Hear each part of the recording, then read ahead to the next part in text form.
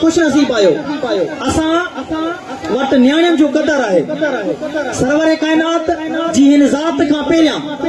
हिन न्याणी जो को वैल्यू न हुयो अरब में जने न्याणी जो जन्म थींदो हुयो त उन के जिंदा दफन कयो वेंदो हुयो ही न्याणी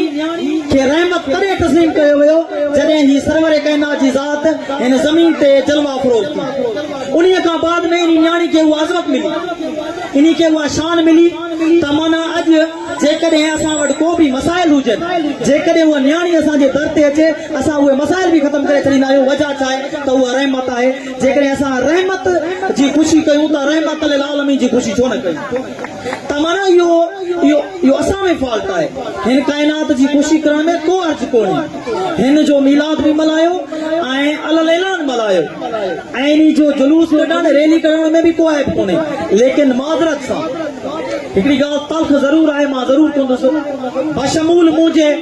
असां सरवर काइनात जी ज़ात खे तस्लीम कयो आहे लेकिन सरवर काइनात जी ज़ात जे चयल शइ खे तस्लीम न आहे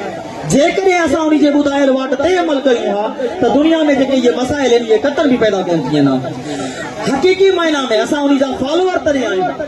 हक़ीक़ी मायना में असां उन जा पोइलाक तॾहिं आहियूं जॾहिं असीं उन जे ॿुधायल वाट ते हलूं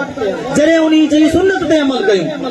जेको साहबाए कराम जेको असांखे रस्तो ॿुधायो आहे असां उहो रस्तो वठी करे हलूं तॾहिं असीं उन ज़ात जा पोइलाक बि आहियूं ऐं तॾहिं असां उन जा मीलाद बि मल्हायूं तॾहिं असां उन जूं ख़ुशियूं बि कयूं जेकॾहिं असां उन जे फरामीन खे तस्लीम नथा कयूं जेकॾहिं असां उन जे ॿुधायल वाट ते नथा हलूं त यकीन सम्झो असांखे ही मीलाद मल्हाइण जो को फ़क़त नारा इहो हद कोन्हे हद इहा आहे त असां उन जी ॿुधायल वाट ते अमल कयूं ऐं उन खां बाद में ही गॾियल हिकिड़ो प्रोग्राम हुयो इनमें अल करीम इंतज़ामिया हिकु बहितरीन क़दम खयो आहे ताउनी मेन ब्रांच ऐं उन खां बाद में उन सां